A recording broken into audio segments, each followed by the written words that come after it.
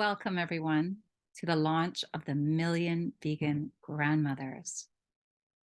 We come together in our role as traditional bearers of wisdom and compassion to speak out on behalf of our grandchildren and all those whose voices aren't being heard. We are here to free the billions of sentient beings who are suffering at the hands of animal agriculture in its many forms.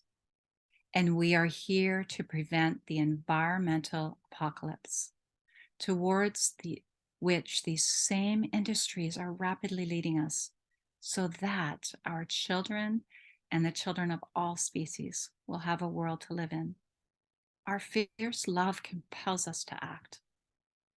As an organization, we'll be holding weekly podcasts and quarterly convergences of the people, writing books, sharing scientific studies on the positive impacts of ending animal agriculture, organizing marches, and engaging in letter writing campaigns and legal actions, and so much more, all in order to bring forth a vegan world by 2026.